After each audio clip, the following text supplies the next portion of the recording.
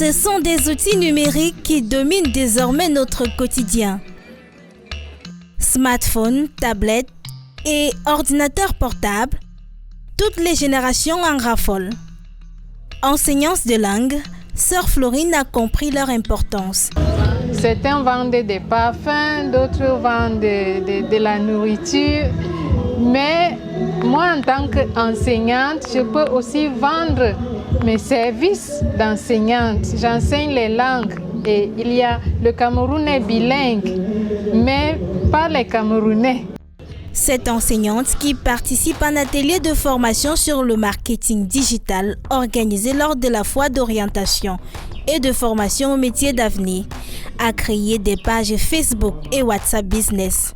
Avec ses comptes, elle souhaite se lancer dans un business purement éducatif. C'est l'éducation que je continue parce que c'est ça ma profession et carrément c'est une passion de pouvoir aider les gens à acquérir la langue.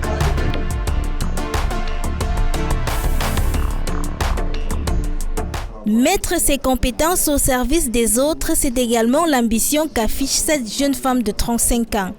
Pour dispenser des cours à ses élèves de manière différente, l'enseignante de français a besoin de quelques astuces. Nous avons appris à créer des pages Facebook, comment entretenir une page Facebook, comment augmenter ses ventes sur la page Facebook. On a découvert ce que c'est qu'un copyright, comment concevoir un bon copyright. Après 8 années dans l'enseignement, Michelle a toujours voulu suivre une formation en ingénierie pédagogique. Au Nigeria, où elle a démarré sa carrière, elle rencontrait des difficultés lorsqu'elle donnait des cours en ligne.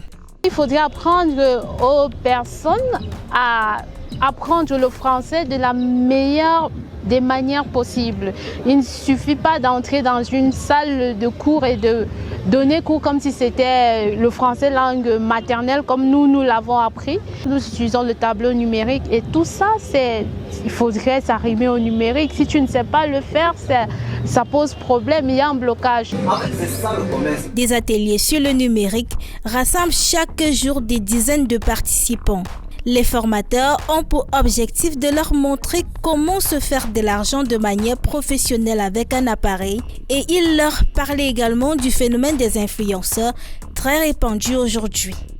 Ce que nous leur enseignons, c'est d'utiliser l'outil informatique à des fins professionnelles en fait.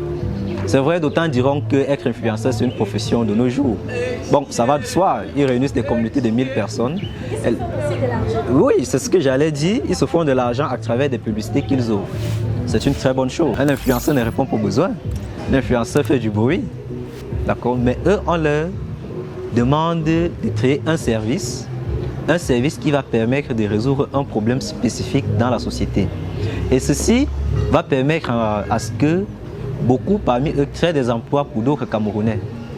Parce qu'un influenceur, croyez-moi, lorsque vous arrivez à un niveau, vous n'arrivez plus à satisfaire la demande.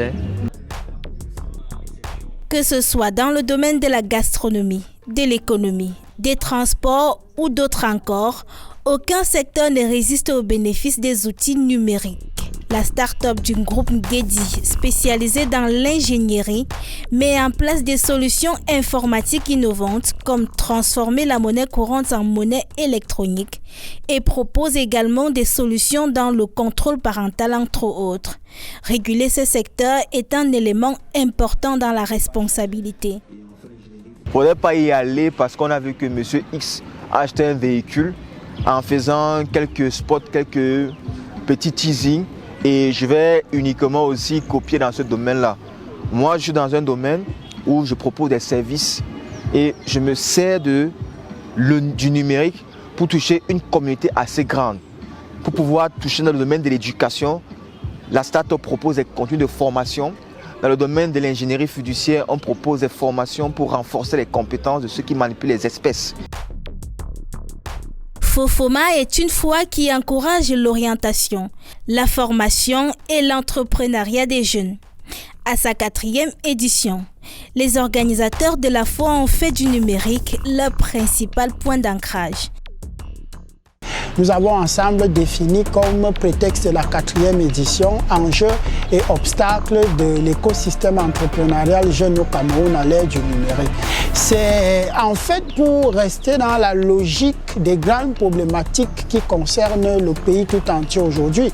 Je voudrais faire allusion à la SND 30 qui inscrit, n'est-ce pas, la question du numérique au cœur des préoccupations de développement de notre pays. Mais la promotion de ce numérique-là, tel que vous l'avez constaté dans les ateliers tout à l'heure, c'est une promotion qui vise, n'est-ce pas, à interpeller les jeunes face à leurs responsabilités en ce qui concerne l'utilisation intelligente du numérique. C'est pour ça que, en dehors des ateliers classiques que vous avez pu observer, la blanchisserie, la pâtisserie, la décoration sur fruits, l'élevage et la décoration, vous vous êtes bien rendu compte que comme activité, comme atelier de formation spéciale, c'était donc effectivement l'atelier sur le marketing digital et sur la gestion du logiciel hôtelier Hotelsoft. La fois s'est clôturée ce samedi avec des jeunes pleins d'ambition, prêts à embarquer dans de nouveaux projets.